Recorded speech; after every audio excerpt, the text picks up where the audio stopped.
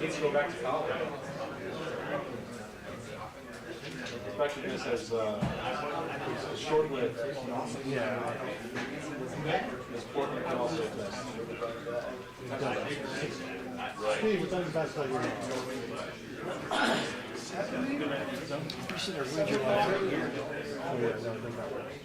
Yes, how are you Paul did this. I did 26. I can look at the stat sheet and see our score. Well, he wasn't going to answer. I know it. They didn't say anything else besides that. It was really not fun. All right.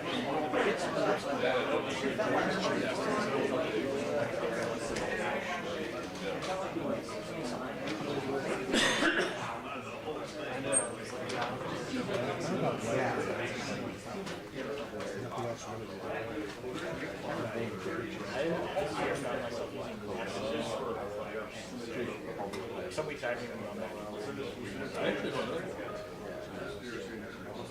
Okay. I never got one.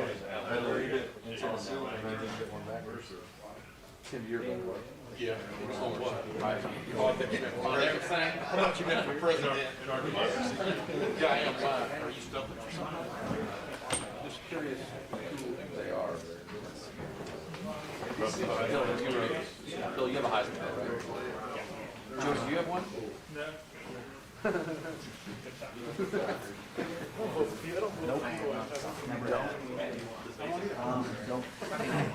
Biddle. Do you have a Heisman? No. I'm going to watch all of this. Jeff Rattler not making it now. I think Matt Boyd has I'll have two to this game. How wide? Do you have a Heisman vote?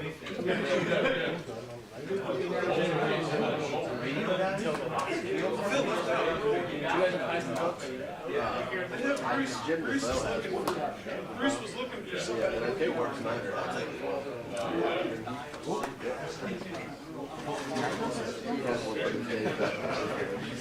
Which is points.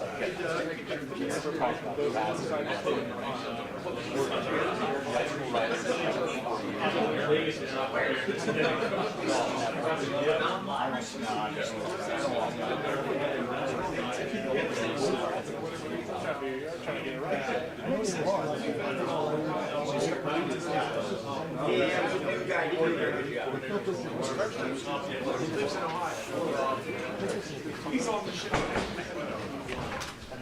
Pretty weird.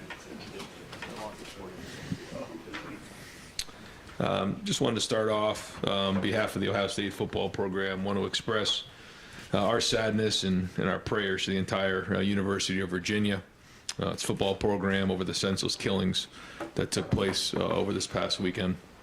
Our prayers to the families and friends, certainly who have lost loved ones. It's tragic, senseless, and pains me to understand why something like this would happen. And so our thoughts are with everyone there in Charlottesville. Coach, thank you very much. We'll open up the floor today for questions. Dave Biddle, 24/7 Sports. Seems trite to ask you about football now. No, I know. Josh Fryer receiving his first start. How did he grade out at right tackle? And just how do you feel like the offensive line overall is playing through 10 games now? Josh graded out a champion, played well. When you play a full game, you get a real good, feel for where you're at and his preparation leading up to that game. When you're a backup coming off of the injury last year too, he was growing and building. The good thing for him is he was getting in games at times in our Bison package, but he graded out a champion, played well. A lot of plays he's got to get better at, but I thought we took a step in the right direction on Saturday with the offensive line. Right behind him, Stephen Means, Cleveland.com. Just come with some of the backstory behind the block punt. Yeah. So every week we have a couple block punts that we work on, and then based on what we're seeing, we make adjustments in game. Lathan's been working hard. We have about 5 guys that we work at the punt blocks. from different angles and different schemes. Lathan's one of those guys that's put a lot of work in, and what we do on Thursdays is we put on, in baseball, when those guys put on those gloves with the metal piece there to save them from, jamming their wrist or breaking their hand when they slide into, second base. We do the same thing. Josh Proctor in 2019 went to do the same thing and broke his hand. I said, that's it. We're not going to do that again. So we had to figure out a way to block punts without putting our hands and fingers at risk. So that's what he wears. He wears the gloves. And that's what our guys do. And so over and over again, he puts the gloves on, and we talk about putting the gloves on and then, working on the technique of blocking a punt. In game, we saw some things on the sideline, and Parker made a great adjustment. Said this is how we're going to do it. Not exactly the way we practiced it during the week, but Lathan was able to put that on the field. And then obviously, that was kind of a turning point in the game. I think that kind of helped us pull away. Given some of the issues, the muff punch you've had over the last couple of weeks, has there been conversations to maybe try that more often? We try. And there's certain times where, based on what they're doing, it's better to return it. And there's other times where you want to go after it. Now, when you go after it, there's a risk that goes with that. You bump into the punter. It's a first down and 15 yards, and that can be a momentum swing as well. So there's give and take there. We have gone after some, and they just, the blocking scheme just didn't quite work out that way. There's a lot more challenges with the new style of the rugby punters with the shield, as opposed to maybe like 10 years ago, you saw more of the pro style where those guys would kick slide, and it was more of a in the pocket punt.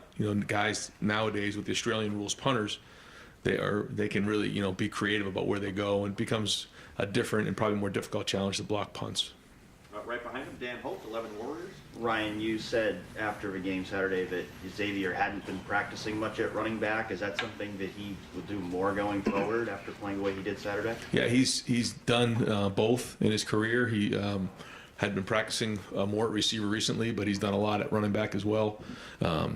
He's spent really the first couple of years at running back, and so you can see his running skills. I mean, he jumped right in, and it wasn't like we had to spend a ton of time with him on the tracks. He's got plenty of experience doing that, and we always kind of felt like he was more of a running back than he was a receiver, and then he's blossomed as a receiver as well. So him being able to provide depth right there has been huge, and he's done really good things when the ball's been in his hands. What do you think it is about him that enables him to go back and forth between positions so successfully? I think it's because he learned, coming through special teams, all the different ways to play football.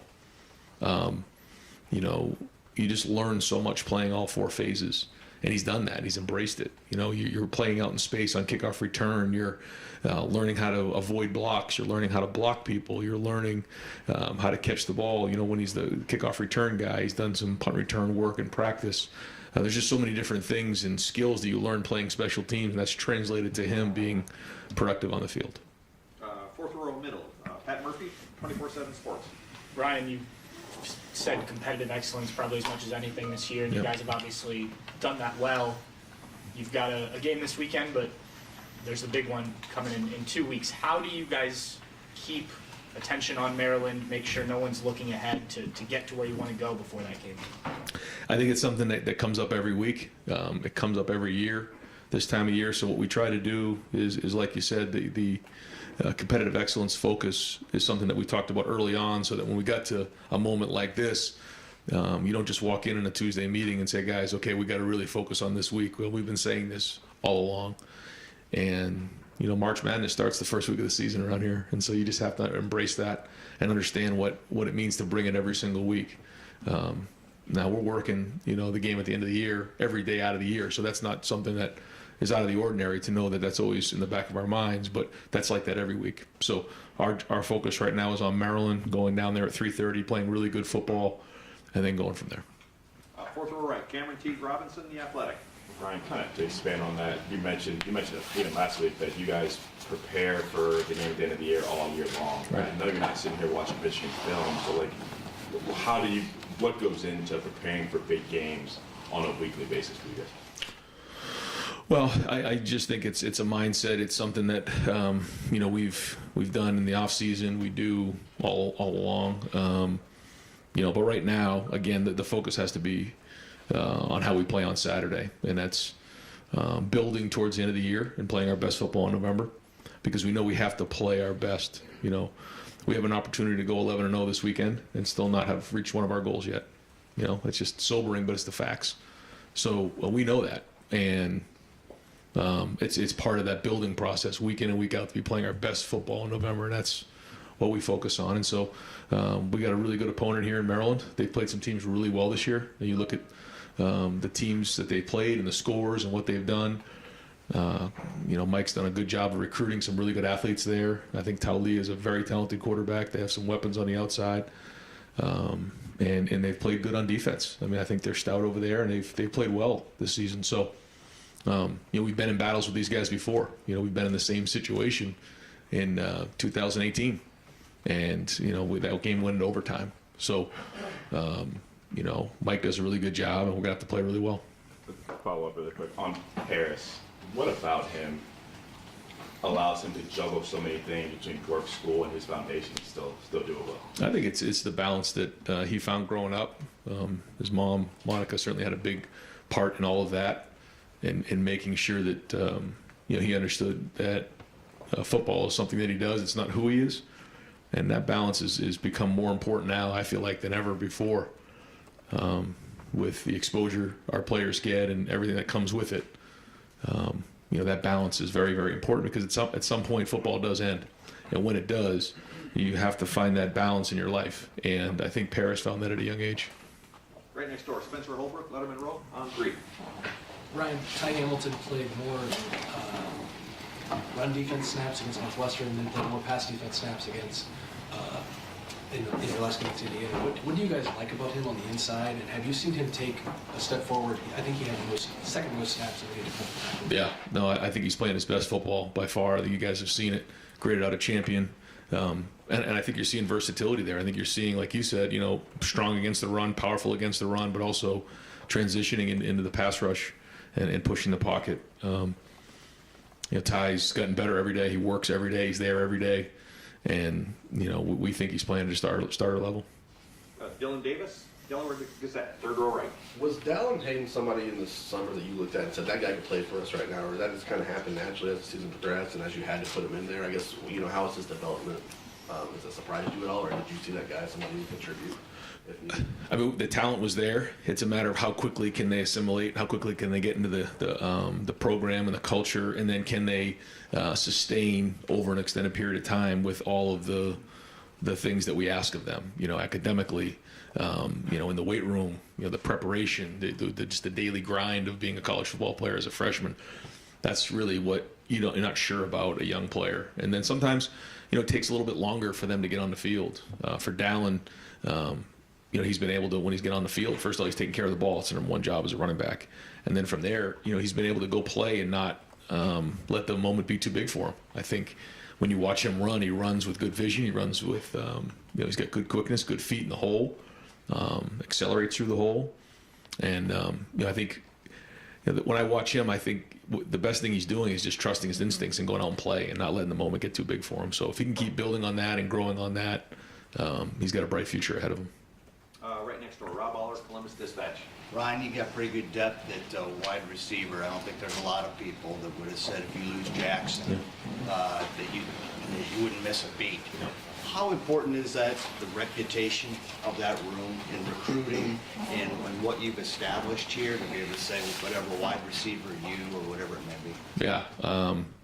If you had said to me that was going to happen this year, I wouldn't have believed you, but here we are, and that's football. You have to overcome these types of things, and that's where depth becomes critically important, and understanding that, when you come here to play. When you play, that's kind of up to you, and how fast can you get on the field and how quickly can you get a starter level. But you're going to have a great opportunity, and our guys have taken that opportunity and run with it.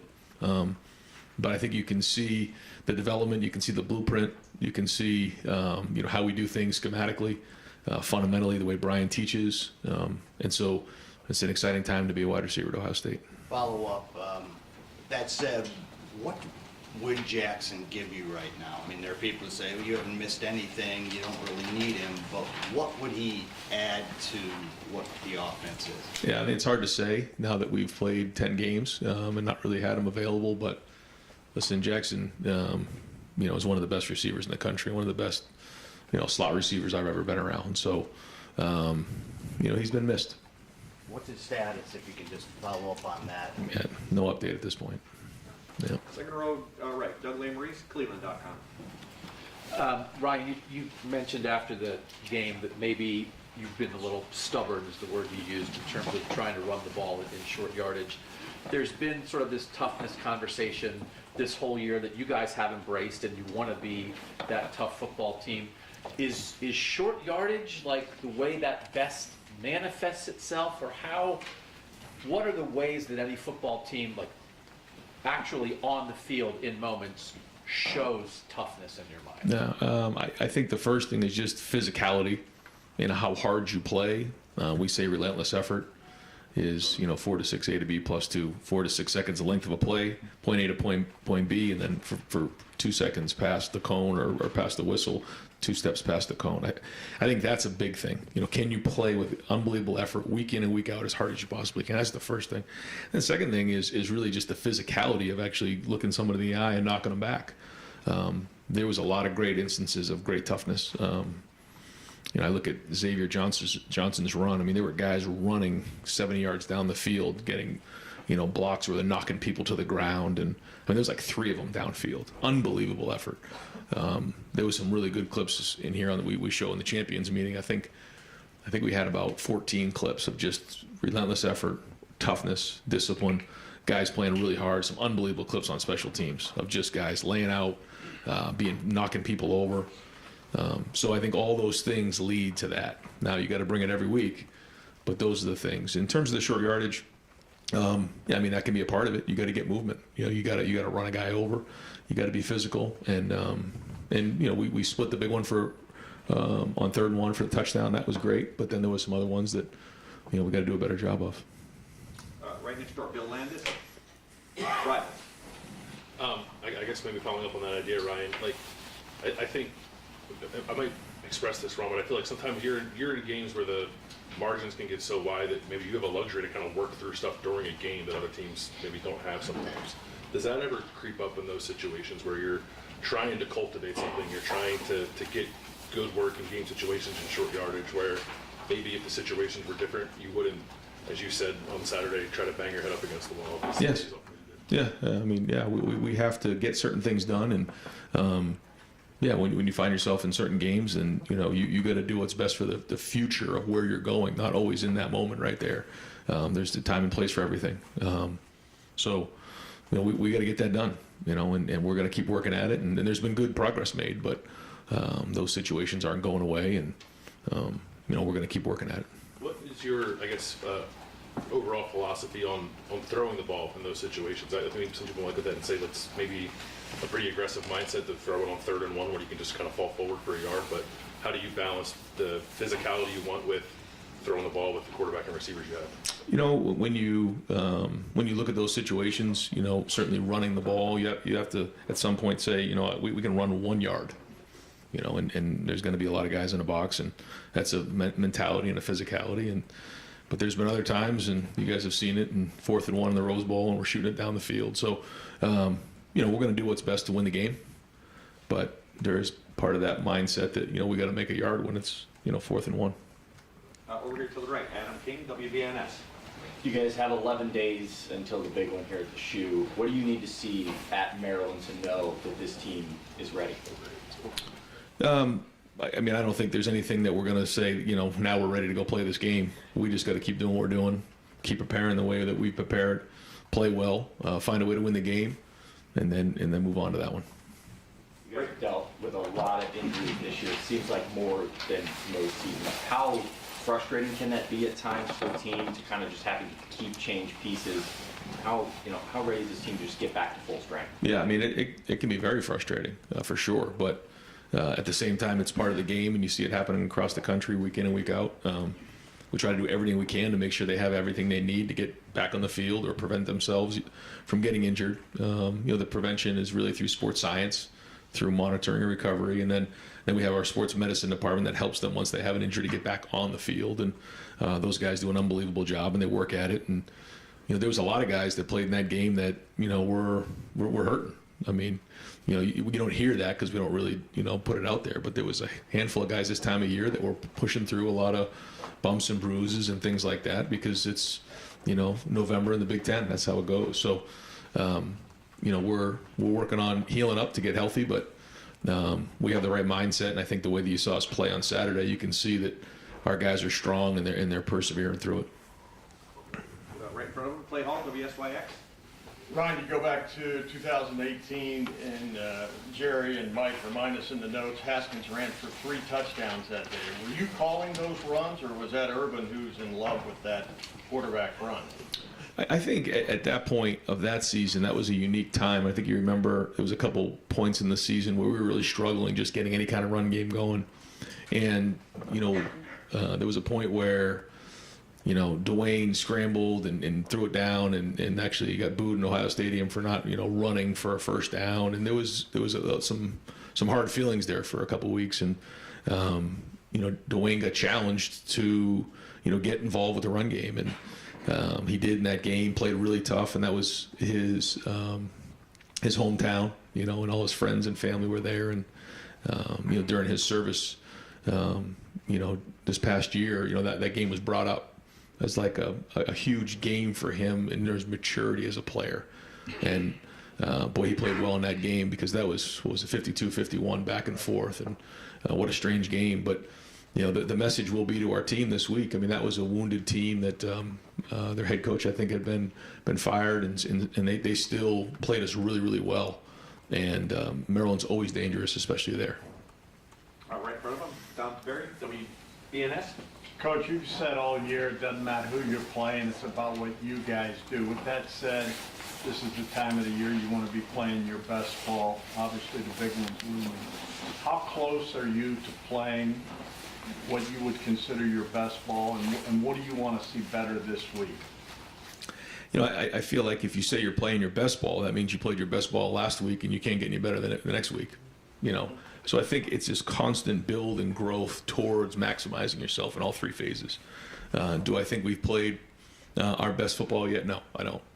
I think that we can play better in all 3 phases, and we're going to have to go reach our goals. So this is a constant chase towards, being the best version of ourselves. And every week, that's the goal, is just to get better. And how fast can we get better in certain areas? And I think I've shared with you the challenge sometimes is the issues are there. They may not get exposed every week, but you got to identify what those issues are, and that's the art of coaching. But with that said, we know what's down the road. Do you feel an intensity shift, especially this week? We'll see as the week goes on, but our guys know what our goals are. We talked about it at the mid-year. We were 6-0 going in to the bye, and we said, none of our goals have been met. I reminded the guys on Sunday, none of our goals have been met. They know what's on the table, but in order to go reach our goals, we got to win this game too. It's a part of the game. You got to win them all, and so we'll keep that one in the back of our mind like we do every single day out of the year. But we're going to focus on beating Maryland on Saturday. Far left, Justin Holbrook, WCMH. When it comes to a true freshman, especially like Dallin or Travion last year, what's the balance between maturity and character and ability, and why those 2 things work simultaneously, and why they can work right away when they get here? Yeah, and that's a good question. I think that the talent has to be there, because if you don't have the talent, then it's hard to keep up. It's hard to perform on the field. But if you don't have the maturity, like you said, the work ethic, the ability to process high levels of information, handle a brand new workload that you didn't have in high school, those add up real fast on you, especially this time of year. So, and then a lot of times guys hit a lull and they come back out of it. They struggle. Like that really happened to Chris Olave his freshman year, but he was struggling. He wanted to go back to California in the worst way. And a couple guys put their arms around him. He came out of it. And then remember the game he had at the end of the year. So, I don't know if Dallin got that, low at some point. You'd have to ask him. But every freshman goes through it. And then if you can come out the back end, then usually you're stronger for it. And, good to see him play the way he did on Saturday. And I'm sure that's going to give me more confidence. Second row left, Steve Hellwagen, 24/7 Sports. Yeah, Coach, I don't suppose you're going to tell us if Travion Henderson and Mind Williams are ready to practice or whatever, but just from a general standpoint, given the uncertainty, you're going to play with a running back. Just how do you prepare for this game with the idea they may practice half the time, they may not practice or play at all, just from a general standpoint, how do you guys go into the week at that position? In a perfect world, everyone's healthy and everyone's practicing and getting all the physical reps that you would need in a game week. We have physical reps and mental reps. And so what you have to do is you have to really focus hard on, if you're not getting all the reps that you need in practice, being in the back and getting the mental rep, putting yourself in there, actually physically walking through that rep and seeing the picture. Then going through, watching the film and doing a lot of extra work on your own. That's why I give Xavier Johnson a lot of credit last week, because he didn't have all the physical reps, but he was able to put it on the field at a pretty high level when he was in there playing that position. So that'll be the challenge if those guys aren't able to physically practice as much. Deep left, Nathan Baird, Cleveland.com. Right, in a couple of years, we're going to be in a Big Ten with no divisions. And if that existed this year, you guys would already be guaranteed of playing Michigan after the Michigan game, playing them again for the Big Ten championship. Just curious how you think that changes the vibe around that game. Are you okay with this new setup in the Big Ten, even though it's going to come with something that maybe compromises what you get out of that game? You know, I remember initially thinking that very thing, but until you just said that, hadn't given it much thought recently. But it certainly does make you think for a second. I can't tell you I'm in a place to be focusing on anything other than trying to beat Maryland and going after those guys. But yeah, that'll be very unique for sure. You know, I guess more like, an NFL, situation where you may have to play a team multiple times, and that would, kind of affect maybe your game planning. But we'll worry about that when we get down the road. Fourth row middle, Tony Grudman, Buckeye Huddle. Ryan, the NFLPA, I don't know if you saw this, came out and asked to have an immediate ban and removal of all slip film turfs in the NFL, which is the same kind of turf here at Ohio State. I was wondering if you had any thoughts on that, if you had heard about that. Split turf, I don't even know what that is. The type of turf that Ohio State uses due to a higher number of injuries. I guess the NFLPA wants that stuff removed, and I just wondered if you had heard about that. No, it's the first I've heard of any of that, yeah. I can say, Tony, if you don't mind me interrupting there, that we've had some discussions, some of the administrators have here. I know the NFL is not mandating that these stadiums remove their fields. We test our fields twice a year annually. We'll continue to do that. But there has been some discussions about the topic that you're discussing. Yeah. All righty. Front row right. Austin Ward, Rivals, 97.1. Get short yardage. There's your excuse. Ryan, on Saturday alone, you had the magic with Cam Brown came back for another year and more injuries and made a couple big plays. You had a former walk-on run for a 70-yard touchdown. From the outside, those look like things that validate the strength of your culture. They're also different kind of stories that maybe we were focusing on a year ago. How different does it feel this year to be in it compared to a year ago, just by direct comparison? Yeah, you don't really prepare for a moment like Cam's or for kind of a day like that when you see things like that happen. It's just one of those things where it happened with the Lathan Ransom punt block. You just keep swinging at the rock and eventually it cracks. And you saw some of that happen on Saturday. These are guys, you take Mitch Rossi, for example, you take Xavier Johnson, Cam Babb, guys who have overcome a lot of things. And you can see when Cam Brown is healthy, what he can do. And I mean, if we're going to get to where we need to go, he's going to have to be a major contributor. Talked to him about that last week, talked to our guys about that. And that's part of this process. You think about where Cade was at, where, Tommy was at. I mean, double hip labrum surgery as a freshman. And there's so many things that come with it. And you overcome them and you get stronger. And that's life. And I mean, that's one of the reasons, one of the major reasons that I got into coaching was to watch and help people overcome adversity, because that's what life is. Adversity is coming around the corner every single day, and how you handle it as a person kind of defines who you are. And to see some of these guys learn that process and not just say, well, I want to go transfer. Xavier Johnson could have probably gone a lot of places and played a lot of football, but here he is as a Buckeye making an impact on a team that wants to go, chase some unbelievable goals. Cam Babb, what he's been through. And for Cam Brown too, I mean, what an opportunity he has now to write a story here down the stretch for himself. And you don't always recognize the opportunity that you have. And so we try hard to help our guys realize the opportunity is right here. Because once it's gone, it's gone. You don't have this opportunity ever again. You'll look back the rest of your life. You have the rest of your life to go do other things. All of our energy right now needs to be focused on this team and where we're going. But I think there's been a lot of work done in the off season with Mick and the staff and our leaders to build that resilience and perseverance that you're talking about. You're at the top, but you're just one person. Did you think that you needed to do anything differently to get that? You're talking, you and Mick had conversations, I know, about leadership groups and all that. I mean, how much did you think, if you keep doing exactly what you're doing, then everyone will get on board, or how much do I need to change from one year to the next? I mean, I think it's a little bit of everything. You look at, you evaluate everything, and you try to figure out, how to improve it. Some things you need to change, other things you don't need to change.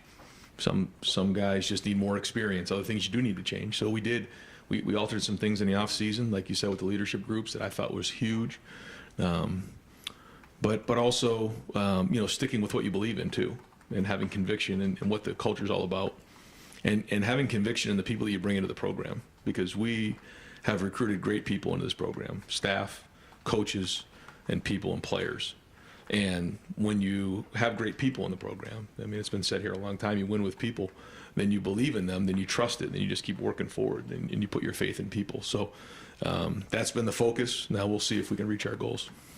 Front row, Joey Kaufman, Columbus Dispatch.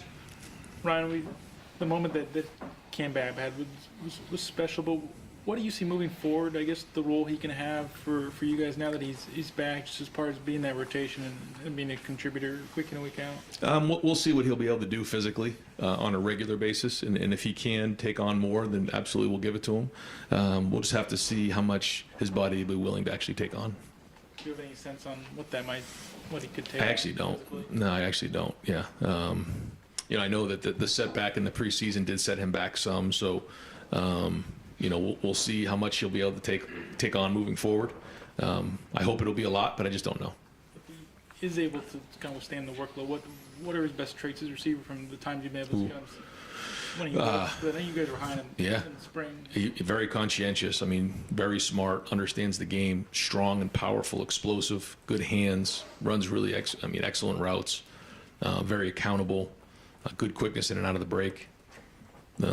Really good body language. I know CJ really liked throwing to him. Fourth row left, Jacob Benj, the Lantern. Yeah, hey Ryan, just going back to some of the Big Ten and things like that from a recruiting standpoint, after the conference announced the UCLA, USC going to join the conference later on this decade and whatnot, how have you seen maybe the recruiting ramp up in the months since the announcement, or do you see it maybe becoming more of a long-term thing where Big Ten schools become more prominent out there on the West Coast? I think it's probably more of a long-term. You'll see it over time. I don't think it was immediate, although we are recruiting guys from the West Coast. We have been, and there's been a lot of excitement about Ohio State. And the fact that now there's 2 teams from LA coming to the Big Ten, so that's been good, and I think it'll be positive because now we're a nationwide conference. Front row middle, Bill Rabinowitz, Columbus Dispatch. I hate to ask you about your least favorite topic, but you said after the game that you're optimistic that DeWand and Denzel will be able to play, and you expressed optimism about the running backs. Where does that stand right now? Yeah, same. I feel the same way. We'll see as we get through the week.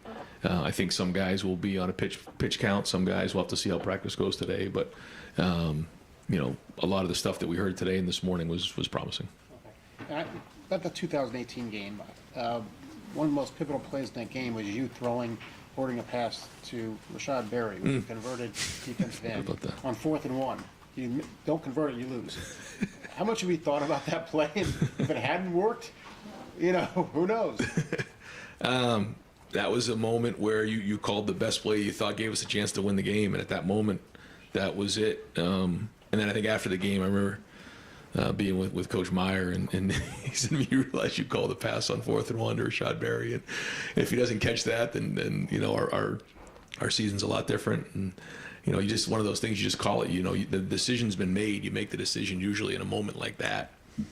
In a meeting room on a Wednesday. And you just call it, and you trust in your execution. But I had forgotten about that play until you just mentioned it.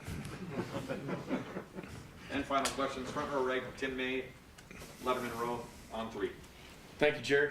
Right now in the season, all these questions, whatever, especially about personnel, do you feel like you're driving a car where like pieces are flying off, and a tire's going flat, and yet you're picking up speed? You understand what I'm saying? I mean, I would think the pressure. I mean, what is it like to be in that moment where you're trying to get a handle on going to Maryland? You don't know really who's going to be available.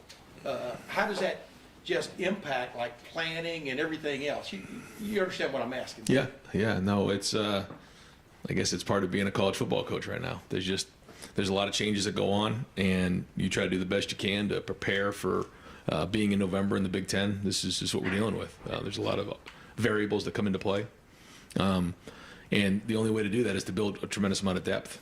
And that's where, I think back on the preseason when we're going through each position, and guys are asking questions about each position group, and it's like, well, who's going to get on the field? They're all going to get on the field. It's just the way it usually works. And it's rare that a position would just play one guy the whole year, just because it's such a long season, 9 conference games plus Notre Dame. So it's just something you plan for and try to have contingency plans in place. And contingency-wise, could you see going into Saturday with Dallin Hayden being, in essence, a starter based on right now, and would Xavier be the backup? You know what I'm saying? Or do you think Chip can come back? I mean, can you live with that, I guess? Yeah, I mean, we have to. We don't have a choice. That being said, we feel like we have a really good chance to get, all those guys back for next week. Now, maybe one of them won't, but I'd be shocked if all 3, Chip, Mayan, and Trey would not be available.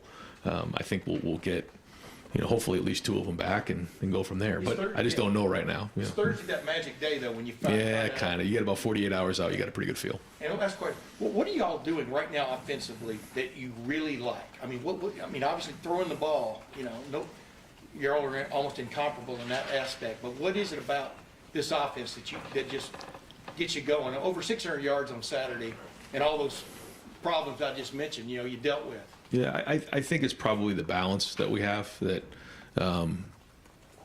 we worked hard on, is that, we have multiple personnel groupings. We have multiple ways to attack you in those groupings. Vertically, horizontally, you heard me talk about those types of things. And when you can do that and you feel like you have weapons on the outside and they're in one-on-one situations, you got a great chance to be explosive. The minute they have to go double them or help them, then that opens up the run game. And so when you find that balance, I think that's where we're at our strength. And I feel like we've worked hard on having that balance. Was it the Mitch Rossi play on that 4th and 1 that left you with that sour taste in your mouth? Yeah, I think both of those plays.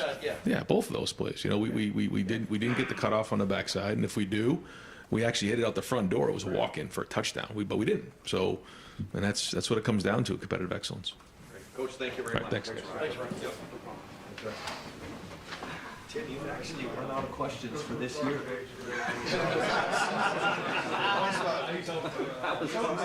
at that. Go ahead. I figured everybody else was asking. I mean, All good. All right, folks, we're going to open up the floor for Coach Knowles, 4th row, middle, and Yanders, Buckeye Sports Bulletin. Yes, Coach. I know you said safety blitzes were one of the things that were kind of on the back burner. Saw a couple of those with Lathan against Indiana. Kind of what led you to incorporate those into the game plan, and then what you saw on those plays? Yeah, I mean, it allows our safeties to be aggressive. I mean, they're doing a good job of figuring out the plays and where they fit. I just think it allows us to play offense on defense more. Guys are getting more comfortable with the system. That's a part of it, and we're going to continue down that path. 3rd row left, Dan Hope, 11 Warriors. Jim, Ty Hamilton started for you guys the last couple of games. Just what have you seen in him that you like that's made you want him to play more? Ty's like a cold-blooded gentleman, I guess I would say. And that you like quiet, good smile, but man, he's just really tough inside, and he's athletic. And I've seen him use his hands and get off blocks, and make plays. So not only hold point, but I've seen his hand skills really developing, and he's earned more playing time. Front row right, Austin Ward, Rivals, 97.1. Jim, Tommy would obviously never acknowledge or complain about the hand and the cast there. How big of a deal do you think that is for him? He's still obviously productive and out there for you quite a bit. Does it limit him at all, tackling or anything else out there? Yeah, I mean, it's part of the game, but, the toughest guys don't let it limit them, and he's one of them, So you try not to talk about it. You try not to acknowledge it because what's the plan, right? I mean, it's just a couple things you can do with tackling that I have talked to him about, going lower, roll tackling, using more of a single leg with the, with the torque and sliding your arm through the leg. I mean, there are a couple things you can talk about, but for the most part, you just play through it, and Tommy's great about it. Front row middle, Bill Rabinowitz, Columbus Dispatch. You got Cam Brown back last week and Jordan Hancock back. How much of a lift does that give you? How do you think they played? It's a big lift. Those are guys we had planned to be with us from the start, so it's good to have them back. And I thought they played well. You saw Cam on a couple 50-50 balls deep, which is that's a big deal. Some plays that maybe we didn't make earlier in the year. It was good to see him make those plays, and that does lift up the defense, and it breeds confidence. Third row right, fourth row right, Spencer Holbrook, Letterman Roll. Regarding the defensive line, I think Dan just asked you about Ty Hamilton. Teron and Ty seem to be cementing themselves as those top two guys. What are you seeing, not just from Ty, but from those two working together, that makes the defensive line better? Yeah, Teron, very similar. It's one thing to hold the point, but to have the athleticism to then, what you saw Teron do also in the game, and you've seen him do it, to disengage from the block and make tackles. That's like the next step. And so I think both of those guys are doing really good things in that area, and you're seeing that. Second row left, Stephen Means, Cleveland.com. Whether it's Jordan Hancock missing the first half of the season, basically Denzel and Cameron being out in and out and stuff, and then whatever's happened with the defensive line, it just doesn't feel like you've gotten the opportunity to see what this defense looks like with all of its parts. And is there any excitement that maybe Maryland is the first opportunity for you to be able to do that? And as a guy who's a schemer and a thinker, what kind of pops up in your head when you think of that? I mean, it's a great point and valid, but I just don't think that way. I just think that's a luxury, because this is big time college football, and if you're going to be really good as a defense guy, guys have to be able to come in and out and have depth. So. And sometimes when I was young, you'd go through plans where you might plan, okay, I got these guys back now and I can do this, and then you're out of that on the first play of the game. So really it's just business as usual. It's nice, it's a good thing, but we just got to keep doing what we're doing. Third row right, Rob Aller, Columbus Dispatch. Jim, you go against this receiving core every day in practice. As a group, what impresses you about them? And then individually with Marvin, what kind of nightmare is he to defend? As a group, extremely hardworking and talented and competitive. I think that whether it's 7-on-7, 1-on-1, I mean, our receivers are always going hard. And that's part of what I'm sure makes them great. And Marvin is just the best I've ever been around. Some of the catches that he makes in practice when they show up in the game, we see it every day. Plus he's from a great high school. Yeah. How do you defend a guy like that? You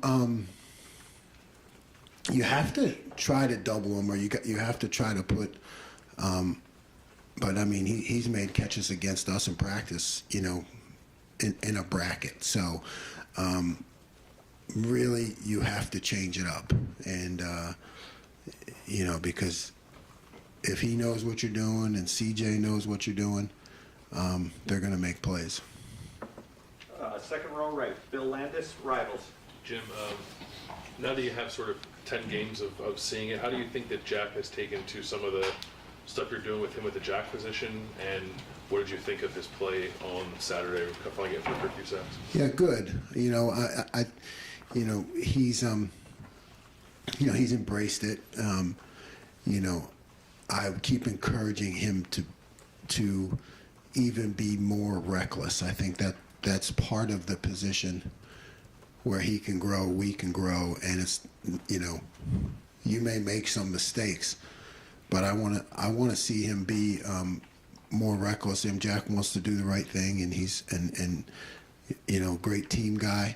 I got to try to find more ways just to cut him loose, you know, and just, you know, let him play free.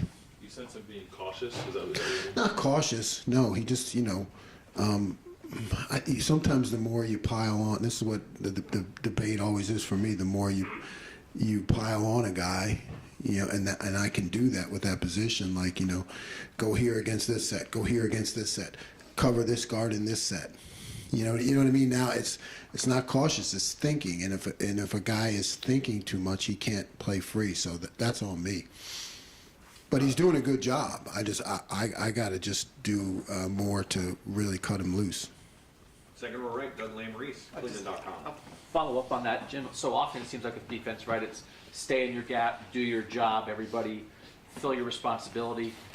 Is it hard to communicate this to a player, this idea of recklessness? Because it maybe sounds like it's like, hey, 10 other guys do your job, and then Jack, you make it happen. Absolutely, yeah, because you do spend a lot of time on gap responsibility, defensive responsibility, being sound in your approach, and we have that in some of our other things. So, yeah, there is a tipping point, which I think has taken some time over the years that I've used it to where, you know, they really get it, where now it's okay. Yeah. All 10 of you other guys, make sure you're sound, because this guy's just going to go tear it up, you know, and I think we're still working towards that point. And then just a different topic. You guys are giving up barely over 3 yards per rush attempt as a defense. Just philosophically for you, like, what is it that goes into being a great defense against the run, and where do you think you guys are right now in that pursuit? You know, obviously, cliche, but it starts up front, right? You have to be able to control the gap you're assigned, whether it's through stunt or base. You got to be able to whip people with your front, and you know, that sets everything else up. After that, it comes to an understanding by really the linebackers and the safeties, and I think you've seen that with the development of Tommy and Steele and Lathan, Ronnie making these plays, that it just comes to an understanding that, okay, this is the defense that we called, this is the play they're running, where's the ball going to end up? You know, how do these two parts fit together? And then there's always, because it's defense, right? You really need like 14 guys to defend everything. But so there's always going to be what I call that escape hatch. And it's, you know, now the linebackers and safeties know exactly where that escape hatch is going to be, and that allows you to play fast. And to me, that's the key to being a great run defense. Fourth row right, Cameron Teague Robinson, The Athletic. Jim, kind of off that, I think the last year thing on the defensive line is edge rush was like go get sacks. That's what people would love to see. But inside, like you say things start up front. How important have guys like Ty and Teron Bennett? It's starting things inside. It's not really. Yeah, you know, I think I said it last week. There's nothing sexy about it. I mean, it is just hard work. You know, it's hard work, and it's the you know, the way football was initially created, those battles at the line of scrimmage. And it's morphed a lot since then, but it still takes place, and you still need your tough guys to be tough, and that's where we've gotten such great play out of our tackles, and it's going to be key as we move forward. When you're able to mix strong interior play with really good edge rushers, as defensive coordinator, how much does that allow you to open up and freely kind of change how you want things on the backside? Yeah, it gives you a lot of flexibility, because if you're not right, you try to be right all the time, but if you can't be right, that, and you're releasing people, from maybe their run responsibility because you have some tackles that can just whip people and make plays, that helps a lot in play calling. Second row left, Steve Helwig, 24/7 Sports. Yeah, Coach, somebody averaged out the offenses you guys have played through 10 weeks, and the average national ranking is 93rd. And some of these teams we've watched have, you seem like you're struggling. Go ahead. Struggling as much as some of these offenses have struggled against you guys to get first downs, but this changes this week. This team's in the 60s, the team you play next week's in the 20s. Just how confident are you that your team, your defense, is ready to play against two of the better offenses it's going to see all season? I'm confident, we're doing all the right things against whoever they line up in front of us, when you say that, yeah, I don't really look at rankings or anything like that truly until the end of the year, right? Because that's the only thing really when you look back and kind of see how you held up against other people. So, you just have to take it week to week with whoever you're playing, and have great habits that turn into a lifestyle, and demeanor and attitude. It's the same thing no matter who you're playing or what they rank. And if you ever look past somebody because they don't have the right ranking, you're in trouble. So I like our progress. We still have a lot of work to accomplish, but I like what we've done so far, in being ready to be relied upon and counted on when times get tough. I think that's ultimately what you want out of a defense. And Maryland, just up until the last 2 weeks, they've been pretty good on offense. Just I know Wisconsin and Penn State locked them up pretty good here the last couple of weeks. The conditions may not have been good with the Wisconsin game, kind of like what you guys had at Northwestern. But what do you see with Maryland's offense and their quarterback? I think he's a 3-year guy. Just what can they do? Yeah, the quarterback is a really good scrambler and playmaker. Maybe a little banged up. Maybe that's just why they've struggled a little bit. But I think everything flows through him, and he's dangerous. And they have skilled guys at wide receiver and the tight end position. I think the 1-2 targets. So in a spread attack, they're dangerous. I can see why they played well. Maybe recently, they haven't. But when you look at the totality of the season, it gives you reason to believe you better be prepared. We've got time for just a couple more questions. Deep left, Nathan Baird, Cleveland.com. I just wanted to sort of clarify the situation with Ty Hamilton getting the starts the last couple of weeks. Is Mike Hall still on more of a pitch count scenario that you're trying to save him for maximum effort down the line? Or is Ty really the guy who should start now from a more complete standpoint, and Mike's got a more specialized? Yeah, Ty's played extremely well. So, he deserves that opportunity. But to compare him to what's happening with Mike is wrong, because Mike has really battled injuries. So it's not so much a question of saving him. It's just kind of week to week how Mike is feeling and what he can do. So what he can do on a given Saturday is what he can do. He'll give us everything he has, but he's really fought through some things. And final questions, taking us home, Tim May, Letterman Row on 3. Well, first, how close did you guys come to a not perfect game, but Saturday, the one blown coverage, it gives them the deep pass, it sets up one touchdown, and then after that muff punt, the guys screaming to the hitch when in fact they ran an exploding, basically I call it exploding bunch there or whatever, and got the guy wide open. Were y'all that close to like that game? You understand what I'm saying, that you're looking for? And do those two plays kind of haunt you a little bit? You know, they haunt me a lot. Yeah, I mean, you know, until, you know, whenever you move on, you know, you got to move on. Yeah. But they're, you know, they're recorded and etched forever in the you know what I mean? They go, you know, we'll be studying the heck out of them in the off season because they go into that explosive play category. So, you know, they actually had 5 explosive plays, you know, so, you know, we say 5 or less undefeated. So but they did have 5. You know, and that reverse that they had too, which was, you know, we had plenty of opportunities to make plays on that. You know, so, and then they had a quarterback scramble, I know, which went for like 16, and there was one other one I can't remember. So, yeah, the post. That's right. That's right. So yeah, okay, take out those 5 plays, and then it was a good game. Yeah, that's exactly. No, I mean everything else was pretty good, but yeah, those explosive plays, you know, we study them, we talk about them, and you know, you try to figure out why they happened, and you know, so they don't happen again. But otherwise, yeah, it was pretty good across the board. Hey, Jim, I just got 2 other quickies.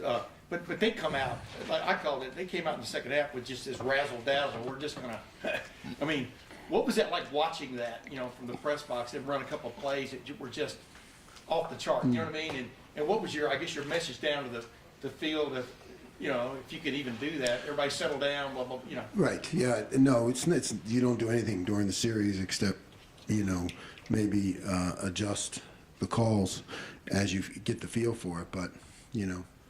Credit to them for the first one. Great job by us on the second one. But I think it was Ronnie, right? Kept his eyes on his man the whole way because those plays are tough. As the play gets extended and you got guys who are leaking out and double reverse, those are tough and really a challenge of your discipline. And Ronnie did a good job. Hey, now listen, Lathan Ransom. You know, we've talked about him many times in here and stuff, but is he the kind of guy you can pile some stuff on? I mean, he seems to have a feel for the game as much as he does for what his role is in it. I mean, am I wrong about that? I mean, he's a football guy, right? So he can get what you're talking about and understand it and execute it, right? So you can ask him to do some things, you know, just talking about something today. I was in with hey, okay, we'll just get Lathan to do this against this play, right? I mean, so you start to put more on him, you know, as you see things develop, and you say, well, if I can just take this one guy, you know, I can fix this problem, you know. And he is that kind of guy, but it's still my job to make sure he plays fast. So I mean, that's what coaches have to remember is maybe a little thing to me as a coach, but everything you put on a kid kind of can pile up and then lead to them not being as aggressive as fast. But he is in my mind as a guy who can handle a lot of things. I just got to be careful how much I put on him. Coach, thank you very much. Thanks, Jim. Thank you. All right, folks, well, I just have everyone, so next week, the plan is Tuesday. Team's got a typical week next week, even with school out of session and the holiday. So Monday, the team has got their typical off day, and then we'll come back here on Tuesday. We'll get coaches, actually, Coach Day and Coach Knowles, and several players. Everything on Tuesday. Will the players be here? The players will be here, I'm anticipating. Thanks for planning around the World Cup. Exactly what he's doing. I know you very about watching a couple old-fashioned Healthy in here? Like the only thing I'm asking is like, say the players have a half an hour total time, would we be better off having 6 guys all for 20 minutes and everybody gets spurs out there versus half an hour, 6 guys for 7. I'll think about how that.